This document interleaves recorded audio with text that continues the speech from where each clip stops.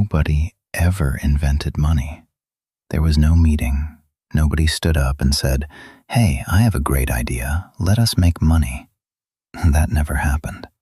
It was an accident, a lucky little mistake that came from one incredibly annoying problem.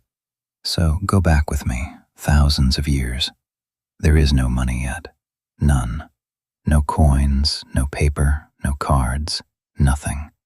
You are a farmer in a small village, and this year, you grew way more wheat than your family could ever eat. But here is your problem. Your shoes are falling apart.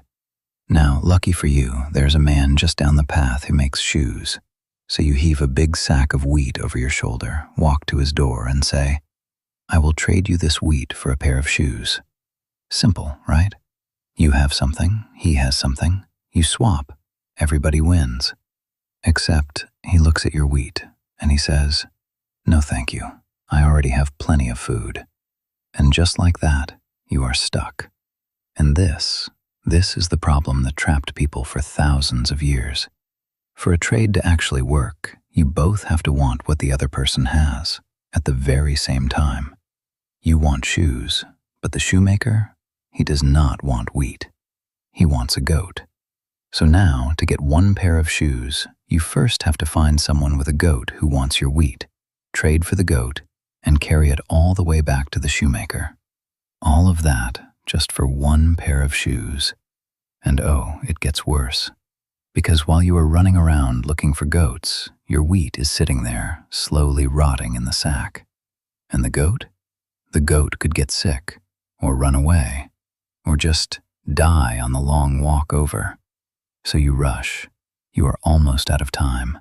And right when you find a goat owner, he takes one look at your wheat and says he does not want it either. He wants a clay pot. So now you need to find a pot maker who wants wheat before your wheat turns to dust. Almost every single trade needed two people to want the right thing at the right moment. And most of the time, that moment just never came. Trading was slow, it was painful, and it kept people stuck in one tiny corner of the world. But then, slowly, people started to notice something. Nobody planned it, it just happened on its own. They noticed that some things almost everybody wanted, all the time. It did not matter who you were or what you did, you always ended up needing them. And in one village, that special thing was salt. Now, why salt? Well, back then, salt was amazing. It kept your food from spoiling through the whole winter. It never went bad. And everyone, everywhere, always needed more of it. So a funny new habit started. People began trading their wheat for salt, even when they did not need any salt. Why would you take something you do not need? Here is the clever part. You took the salt because you knew that later someone else would take it from you. You could walk up to that same shoemaker, hand him salt, and he would say yes, because he knew he could trade the salt to someone else too. And that person would take it because they knew the same thing. Suddenly, you did not need to find the perfect match anymore. You did not need the shoemaker to want wheat. You just needed salt. And salt was easy. And nobody sat down and decided this. Nobody wrote a rule. Salt just quietly turned into something new. It stopped being only a thing you use, and it became a thing you trade with. A middle step that made every other trade suddenly possible. And this, right here, this is the secret. This is the whole trick of money. And almost nobody ever notices it. So listen closely. Money is not valuable because you want it. Money is valuable because you know that everybody else will want it. That is the entire secret. The moment a whole village quietly agreed that one thing was always accepted, that thing turned into something powerful. It became a way to hold on to your hard work, a way to carry the value of your wheat around without carrying the heavy wheat. You could sell your harvest in the autumn, hold the salt all winter, and buy whatever you needed in the spring. Your work no longer rotted. It waited for you. And once you understand that one sentence, The whole world of money suddenly makes sense, because here is something wild. This did not happen in just one place. It happened all over the world, on its own, again and again. Different people, who had never met, who spoke completely different languages, all stumbled into the very same idea. In some places, people used salt. In others, they used shells. Some used cattle. Some used giant stones too big to even move. Some used blocks of tea. And in a few places, people even used the little beans that we turn into chocolate.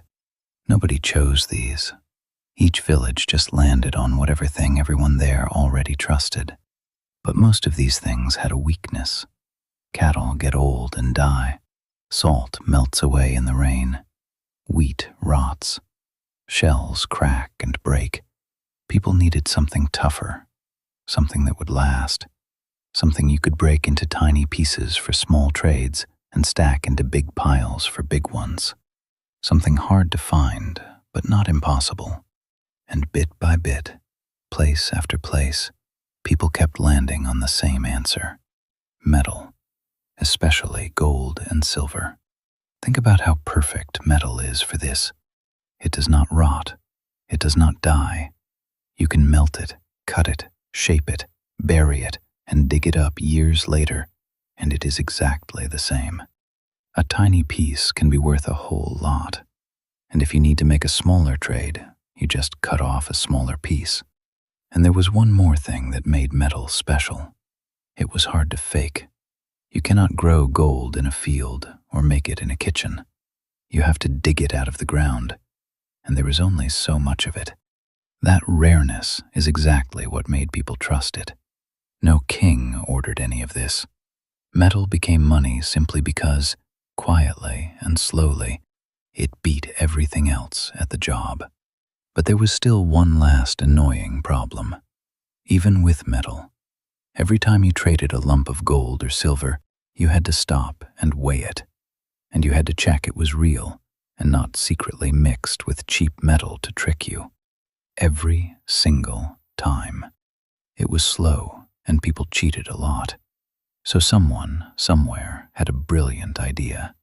What if you took a fixed amount of metal, stamped a special mark on it, and let that mark be a promise? A promise that said, this exact piece is worth this much. Every time. Guaranteed. And that little stamp was the birth of the coin. And it worked because the stamp was hard to fake. Anyone could recognize it. So the cheating mostly stopped almost overnight. Now you did not have to weigh anything. You did not have to test it.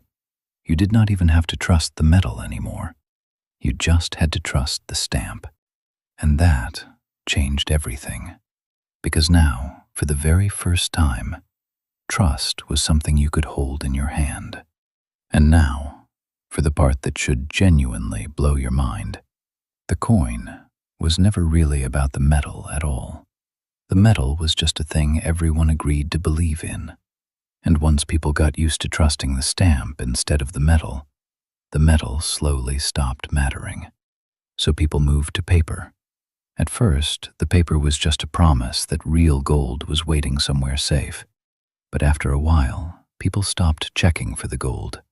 The paper alone was enough, because everyone agreed to believe in it.